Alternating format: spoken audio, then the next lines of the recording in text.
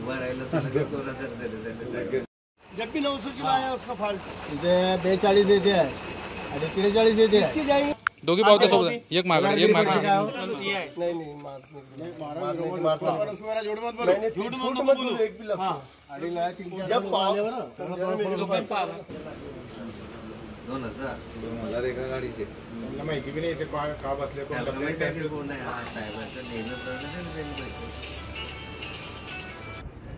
मध्य प्रदेश आणि महाराष्ट्राच्या बॉर्डरवर जे RTO चेक नाका आहे त्या RTO चेक नाक्यामध्ये जे इलेक्ट्रॉनिक टोल नाके आपले टोल काटे बसवलेले आहे त्यामध्ये मोठ्या प्रमाणावर मध्य प्रदेश आणि महाराष्ट्रामध्ये येत असताना 3 ते 4 टनाचा तफावत एकेका ट्रकमध्ये आढळते आणि त्यामुळे ट्रक भरून त्यांना नकारांचा भुर्दंड बसावं लागतं. हे मागच्या कालखंडामध्ये मी पोलिसांच्या निदर्शनास आणून दिलं होतं. त्यानुसार काही कार्यवाही झाली परंतु परत त्या टोल काट्याच्या संदर्भात परत 30 तक्रार आली आणि कालही मी पाहिलं की जे इलेक्ट्रॉनिक काटे ते बिघडलेले होते.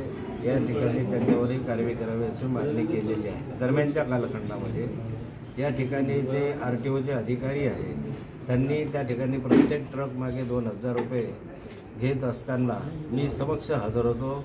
माझ्या समक्ष अँटी करप्शनचे अधिकारी मी बोलवलेले होते, स्थानिक पोलीस अधिकारी होते. यांच्या समोर ट्रकवाल्यांनी जबाब दिले की आम्ही 200 रुपयापासून 2000 रुपये घेतो.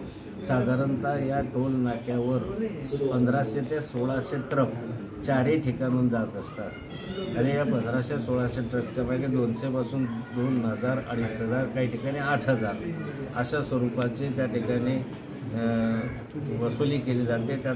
त्याची पावती दिली जात नाही.